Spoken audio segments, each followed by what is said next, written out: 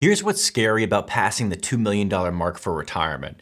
You're now wealthy enough that the government, financial institutions, and the market are all working to take it away from you. And even worse, most financial advisors will probably be giving you advice built for $500,000 portfolios when at $2 million and above, you don't have a retirement problem. You really have a wealth preservation problem. And if you're a federal employee, it gets even more complicated because you've got the FERS pension, your TSP, Social Security, maybe some military time, and lifetime health benefits through FEHB all in the mix. So in this video, I'm going to show you the critical mindset shift required at the $2 million level, the biggest traps that catch federal retirees at this wealth level off guard, and I'll walk you through the exact process I use with clients to maximize and protect their retirement. The $2 million threshold can be a game changer. And when I say $2 million, I'm talking about total retirement resources. So that's your TSP, IRAs, and 401ks between you and your spouse, brokerage accounts, plus the present value of your first pension and Social Security. Here's what no one tells you. The same milestone that gives you financial freedom also creates a brand new set of problems. A lot of federal employees I talk to are surprised by how anxious they are when they are trying to spend money in retirement. The question often shifts from do we have enough to how do we not screw this up and lose everything? Think about it. You're dealing with complex tax planning between your TSP, Roth accounts, IRAs, your pension, figuring out when you should start pulling from the TSP. You also have Medicare and FEHB coordination, survivor benefit elections that lock in for life, and legacy decisions for your kids and grandkids. That's a lot of stuff, right? But once you understand these challenges, you can turn them from obstacles into opportunities. So let's walk through the 5 traps first. Then I'll show you the process I use to solve them. The first trap is not knowing your real federal retirement number. Most people chase round numbers. They say, once we hit 1 million or 2 million or 5 million, then we'll feel safe and I can live the retirement lifestyle I want. But your number is personal.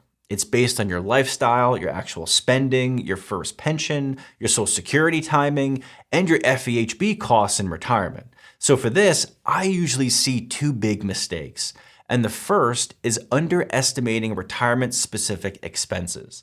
So that's things like your pre-Medicare health insurance, FEHB plus Medicare premiums, long-term care risk, traveling while you're still healthy, all the stuff that actually makes retirement fun and sustainable. Second is not integrating guaranteed income. That's like your first pension, Social Security, or maybe you have rental income. If you don't map your guaranteed income sources against your spending, you either end up working way longer than you needed to, or you retire on a guess and end up worrying for the next 30 years, constantly thinking in the back of your head, are we sure we're not going to run out of money? Now, the second trap is the federal tax time bomb. For a lot of federal employees with around 2 million saved, the bulk will be inside their TSP, 401k, or traditional IRAs. And this can potentially cause some serious issues later down the road. Because at age 73, required minimum distributions kick in.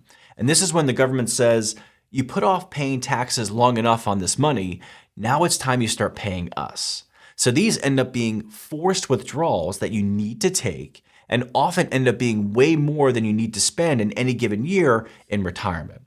Now, when those RMDs stack with your first pension, Social Security, your spouse's pension, their earnings, or their Social Security, you can get pushed into higher tax brackets, make up to 85% of your Social Security become taxable, or trigger higher Medicare premiums, often called IRMA surcharges.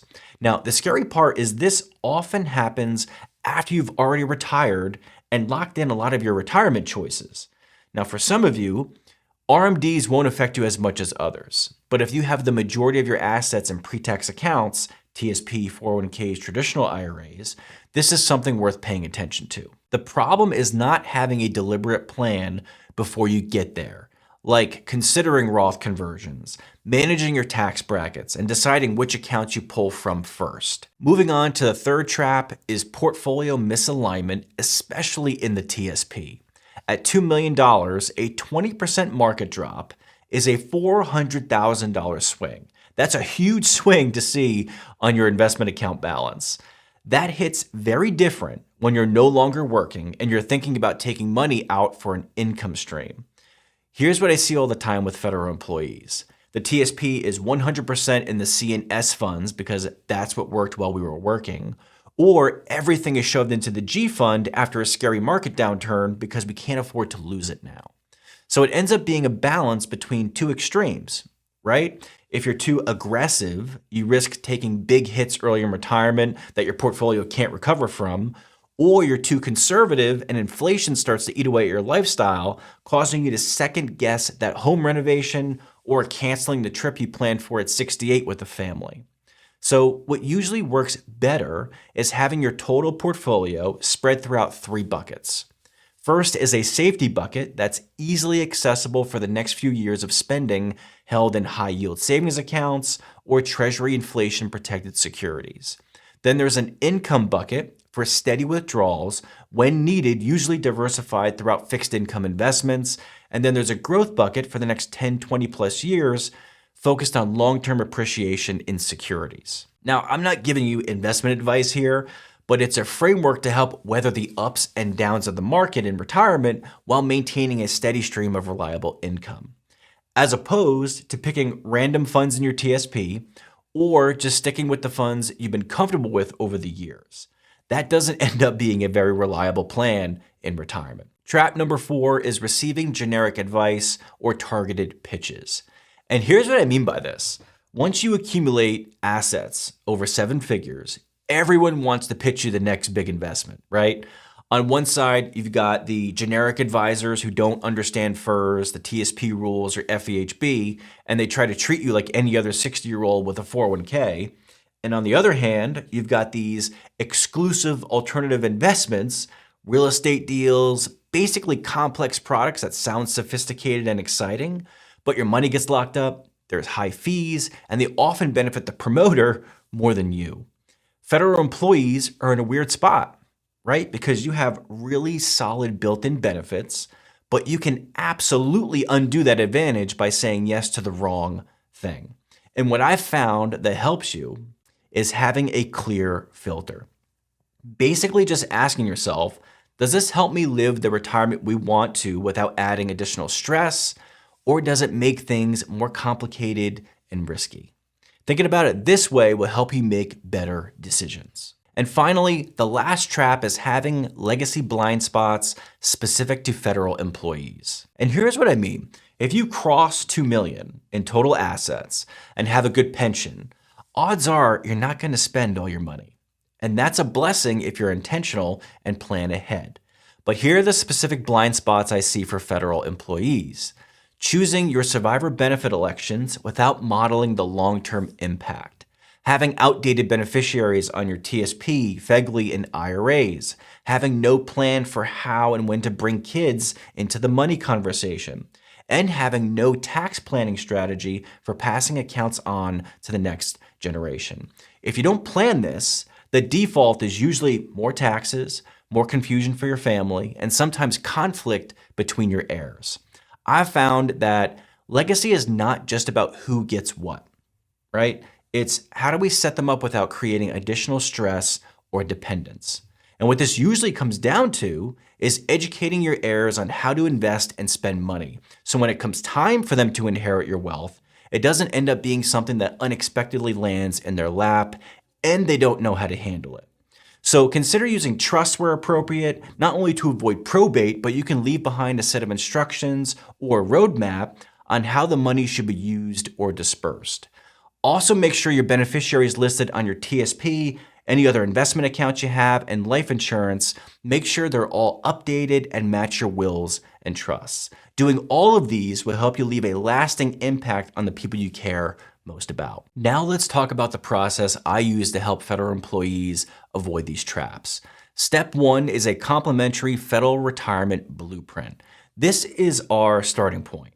This is where we pull together the key pieces to your federal retirement. That's your first pension, FEHB, Social Security, your TSP, and your survivor benefits. Then we talk about your desired timeline and answering the biggest question, when do you really want to be done?